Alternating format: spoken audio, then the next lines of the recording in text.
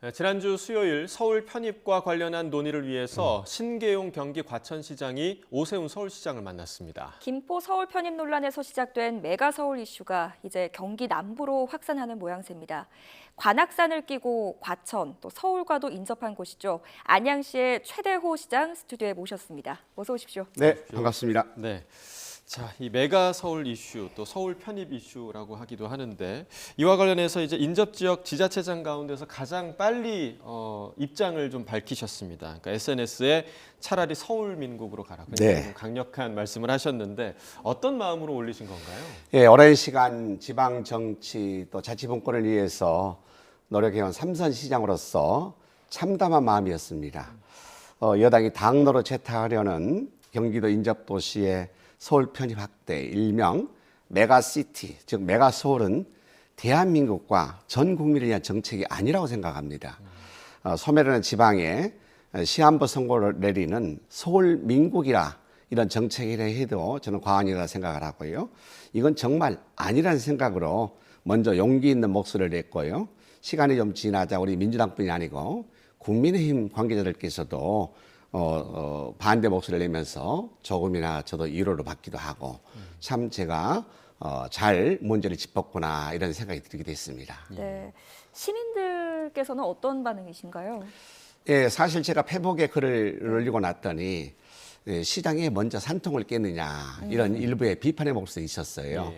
그분들의 우리 이 목소리도 또 존중을 해야 되겠지요. 그분들이라 하면 시민들을 지칭하시는 건가요? 그렇습니다. 네. 하지만 저는 할 말은 해야 된다라고 생각을 했습니다. 올해 1월 기준으로 인구가 3만 명도 안 되는 전국의 중소도시, 군이 19곳이에요.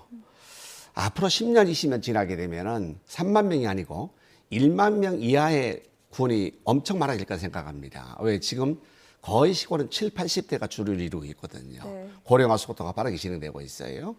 그렇게 되면은 아마 지방은 급기야게 소멸될 것이다라고 생각을 하고요. 얼마 전에 오죽하면은 11월 22일이었어요. 국회의원회관에서 국민의힘 윤재옥 원내대표지요. 대표께서 주최한 토론회에서도 반대 목소리 나왔습니다. 경북대 행정학부의 우리 하예수 교수님께서 지방 소멸은 수도권 인구와 밀접하게 상호 연관이 있다. 그래서 지금 메가 서울을 말씀하시는데 순서가 바뀌었다. 그 순서는 지방부터 메가시티를 해야 될 것이다 라고 지적한 바가 있습니다. 예. 예. 자, 지금 뭐 경기권의 여러 지자체장들이 오세훈 서울시장 만나고 있기도 네. 하고 또 이제 내심 찬성의 뜻을 내비치는 분들도 꽤 많은 것 같은데 시장님께서는 지금 반대하는 입장이시잖아요. 구체적인 이유가 좀 어디 있을까요? 그렇죠. 크게 저는 한 세 가지 이유를 꼽을 수 있겠어요. 첫째는 현실적으로 불가능한 정책이었다. 예, 안양시뿐이 아니라 인근의 과천, 성남, 하남, 구리, 남양주, 의정부, 양주, 고양, 부천, 광명, 시흥 등 서울에 인접인 도시가 11개 정도 되거든요. 예. 그러다 모든 도시를 서로 편입하실 수 있겠습니까? 또 불가능하고 굉장히 설익은 이런 이야기로 민민 갈등, 지역 갈등을 유발했다라고 생각해요. 둘째는 지자체 권한이 대폭적으로 축소될 우려가 있습니다. 지금 현재 지방 재정이라든지 도시 계획이나 주택 건설 등 14개 분야 42개 사무를 처리할 수 있게 되었거든요. 네. 또 인구 50만 이상, 안양 50만 이상 대도시입니다만은 50만 이상의 특례 사무도 처리할 수가 없게 됩니다. 또한 도시의 기본 계획 수립이 불가하고 도시개발 승인권도 상실하게 됩니다. 세 번째 이유로는 세수 감소가 불보듯 뻔하게 됩니다. 현재 안양시의 세목은 주민세, 지방소득세, 재산세, 자동차세, 담배소비세, 그리고 지방소비세 6개 항목인데요. 서울에 편입된다면 재산세와 그리고 등록면허세 2개만 남게 되고요. 나머지 보니까 3천억 정도의 세수가 감사 예정돼요. 물론 서울에 편입되게 되면은 그에 따른 행정사무도 달라지기 때문에 줄어드는 액수만 가지고 판단할 수 없습니다만은 그래도 시의 권한과 예산이 대폭 줄어든 것만 사실입니다. 네, 알겠습니다. 김포 서울 편입 이슈, 메가 네. 서울 이슈에 대해서는 시장님의 입장을 들었고요. 네. 이제 안양시 이야기를 좀 해보겠습니다. 네. 지방 소멸 정말 말씀하신 것처럼 심각하잖아요. 예. 보니까 3분기 합계 출산율이 0.7명으로 3분기 기준 역대 최저치를 찍었습니다. 그런데 안양시는 오히려 출산율이 올라갔다고요? 그렇습니다. 대단히 기쁘고 반가운 뉴스가 아닐 수 없지요. 네. 지난해 안양에서 태어난 우리 이 출생아 수가 전년 대비 무려 112명이나 늘었습니다. 안양시가 그동안 다양한 인구 정책, 출산 정책으로 꾸준히 노력의 결실이 서서히 나타나고 있지 않나 생각을 하는데요.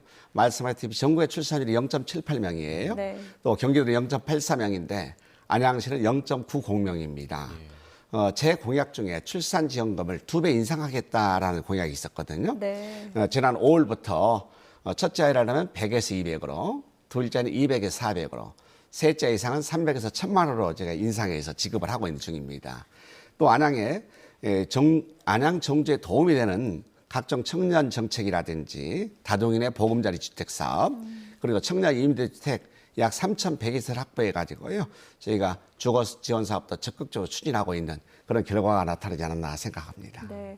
그런데 다른 지자체들에서도 사실 뭐 육아비를 지원한다던가 출산율을 올리기 위해서 여러 말씀하신 비슷한 정책들을 시행을 하는데 사실 결과로 잘 나타나지 않지 않습니까? 그렇습니다. 이게 한두 가지만 잘해서 문제가 아니고 네. 정말 청년들에게 희망이 있는 비전이 있는 도시 정책이 필요하다고 생각합니다. 지금 말씀하셨다시피 출산 지원금 줄 테니까 아이 낳아라 네. 이게 아니고 청년들이 일과 정주지역 그러니까 주택과 그다음에 일자리가 함께 어우러져야 된다고 생각합니다. 그래서 안양시에서는 청년 정책에 올인하고 있는데요.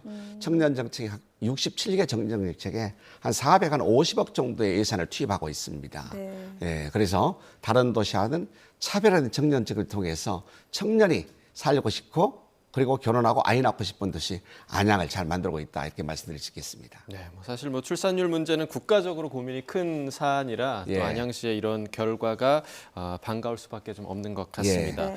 자, 안양 같은 경우에는 이제 도시 재정비에 대한 요구가 시민들의 요구가 좀 높은데요. 네. 특히나 이제 평촌 신도시 같은 경우에는 일기 신도시이긴 했지만 90년대였기 그렇습니다. 때문에 그때 지어진 아파트들 너무 노후한 거 아니냐 이런 목소리도 높거든요. 어떤 계획이 좀 있으실까요? 그렇습니다. 그때 당시에 너무나 시급한 정책 가지고 주택 200만 호 건설을 하는 바람에 네. 여러 가지 부실 공사 염려도 좀 있었었지요. 벌써 평촌 신도의 공동주택들이 이제 준공한 지 30년이 도래되었어요. 예. 세 가지 측면에서 대규모 정비가 불가피하다라고 생각을 합니다. 또 꾸준히 정부에 요구를 했습니다. 첫째, 건축물과 상하수도 시설 등 인프라 노후로 인해서 시민들의 안전의 문제가 심각하게 지금 현재 부각되고 있고요. 둘째는 층간소음이나 주차공간 부족으로 해가지고 정말 이웃 간에 분쟁이 끊이지 않고 있습니다. 예. 세 번째, 공원이나 편의시설이 부족해요. 그래서 삶의 질이 급격히 지금 하락하고 있다.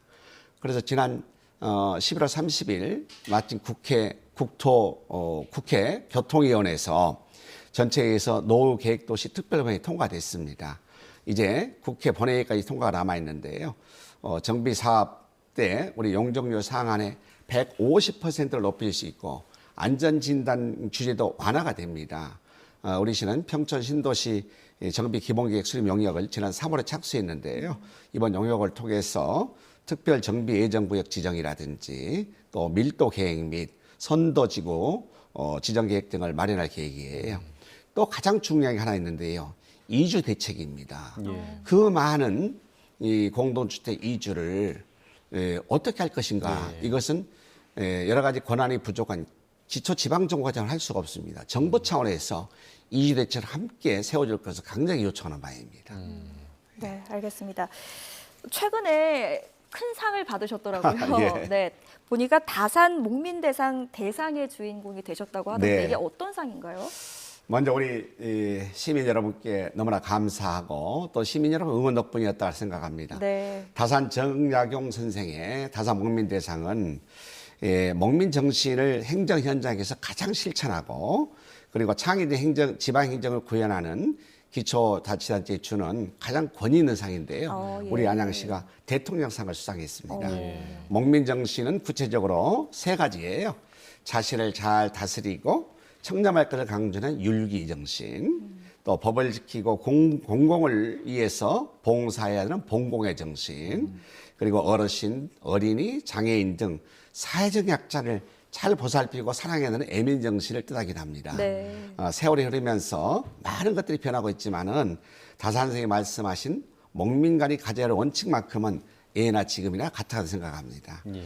수상 배경으로는 첫째 2022년 국민권익위원회 청렴평가에서 제가 전국 1등을 했습니다. 청렴도시가 평가에서, 됐어요. 예.